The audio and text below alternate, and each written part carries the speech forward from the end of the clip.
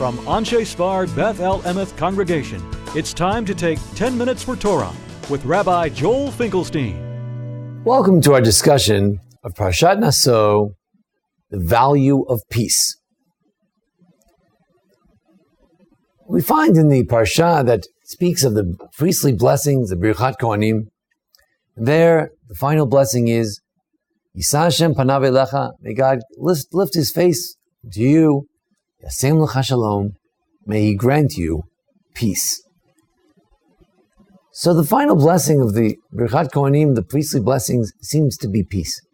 And this led the rabbis to emphasize the value of peace. In our tradition, peace plays such a central role that in the Midrashim, particularly on the Sifri, the Midrash on this particular book, there are tens of discussions of why peace is such a supreme value. Proofs from various parts of the Torah, from our liturgy, that peace is a very high value in our system. Now, Rabbi Lichtenstein, my teacher, once pointed out that when we talk about values, it's important to understand that not simply that there's a value of truth, there's a value of justice, there's a value of peace. We need to understand what is the relative value of each value. In other words, when peace comes in conflict with some other value, how well does it stand up? Is it a supreme value or a value of lesser significance?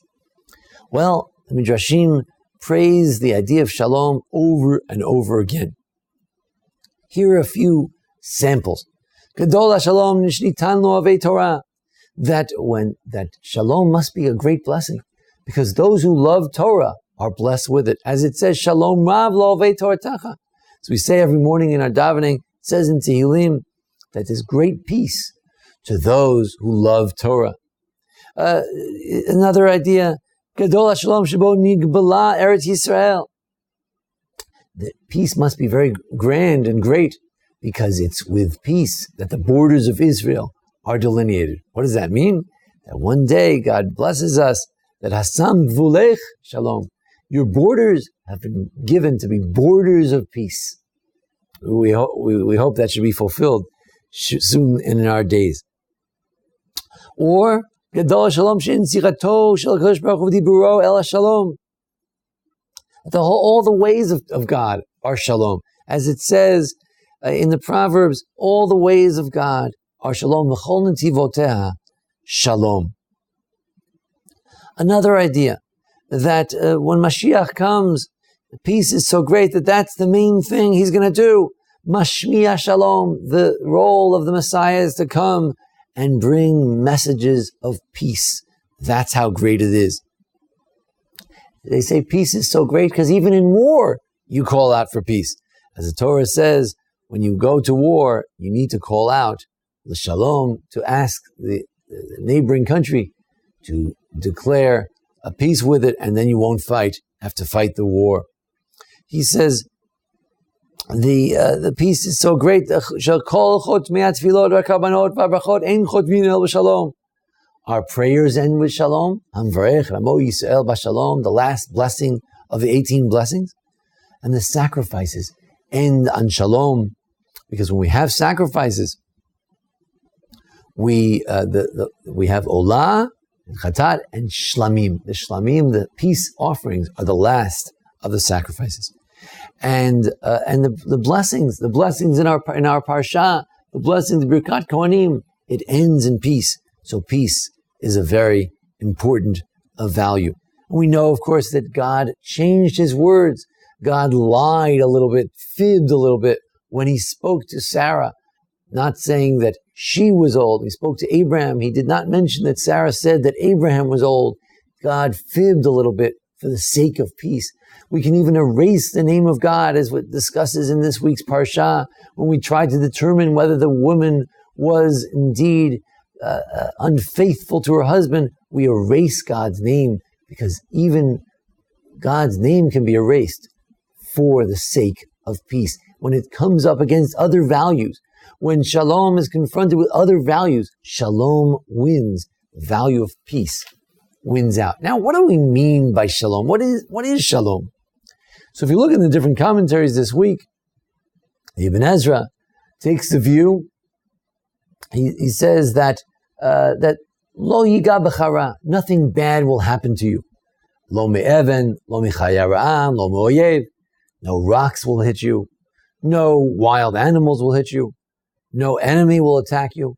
I'm talking about physical peace, being spared from various violent deaths and attacks. However, the Sforno is a bit more philosophical. He says, Minuchat Shalom, the ultimate peace of tranquility, Yanitzchiyut, the ultimate afterlife, where there'll be ultimate peace, like a person should rest in peace, that sort of peace. The Chachma Musar, modern 20th century preacher, he says, Hainu menuchat hanefesh. Peace is peace of mind. That's peace. When we have a blessing, yasen lecha shalom, what we hope is, can we get a blessing of peace of mind? To be able to have peace of mind, not to have to worry so much about our parnasa, about making a living, about various conflicts and strifes and family problems and other issues. To have peace of mind, that's the blessing that we're really looking forward to. In our blessings, as we say, Sim Shalom Tova V'cha, Chaim Chen V'chesed. It's not just that we want a lack of war. We want to have the Menuchat HaNefesh, the peace of mind. Gemara says in Sukkah that the righteous, as long as they get older, the older they get, their mind is more at rest. They find peace because they can be at peace with who they are, who they've become, what they're all about. But the wicked, as they grow older, they start thinking, get more confused. What have I done with my life? What am I going to do? How can I grab in the last few moments of pleasure in this world? Carpe diem, grab the day and seize the moment now. The idea of peace is to feel that we have menuchat hanefesh, to be satisfied with what we've done in the past, satisfied with what's going on now. And in order to achieve this type of peace and inner peace, we go to great lengths. The Midrashim over and again try to emphasize Gadol HaShalom, Chaviv HaShalom, as this tremendous value of peace. They emphasized it because peace is not simply some newfangled idea foisted upon us by politicians and the like, foisted upon us by peace activists. Peace is a basic value within Judaism.